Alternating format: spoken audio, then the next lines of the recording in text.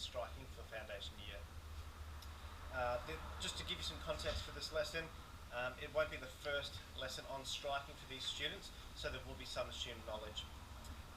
As a foundation class, there's only one criteria which is accessible for them, and that is the first criteria, which is eyes are focused on the ball throughout the strike.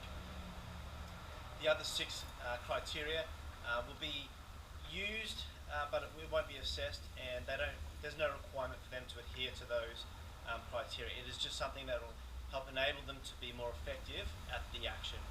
So the other six criteria: number 2, a stand side onto the target; 3, striking hand nearly straightened behind the shoulder at the end of the back swing; 4, step towards the target with the foot opposite the striking arm during the swing; 5, marked sequential hip to shoulder rotation during the strike; 6, ball contact made opposite front foot with a straight arm; 7 is follow through towards the target and then around the body.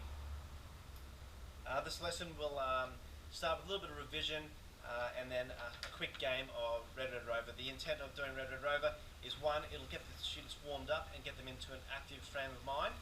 It'll also give them a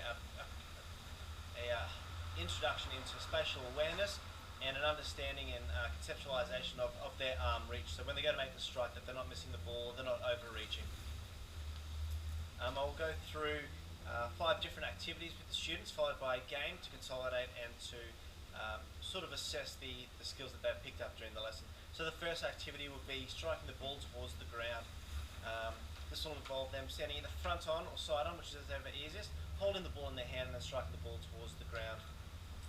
The second component will be discovering and exploring different levels of effort and the effect that has on the ball. So hitting the ball harder and hitting the ball softer, and then for the students to explore and to practice doing those different actions. Third, I'll look at striking the ball upwards, so hitting the ball so it moves up into the air. That'll reinforce the students' ability to catch and to coordinate that strike and to position themselves. The fourth activity will be striking the ball towards a wall. This will then enable them to see both control and the strength that they hit the ball and the effort required, as well as the coordination in directing the ball in a direction that they wish it to travel. The fifth skill that they'll be covering is striking the ball towards a partner with a bounce.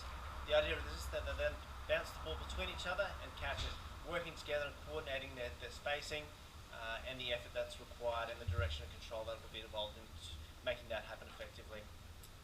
Wrapping up, we're going to have a quick game of hot potato, just trying to keep the ball in the air and coordinating in small groups to keep that ball active in the air, making their strikes effective and showing the control that they've been taught throughout the lesson. Thanks.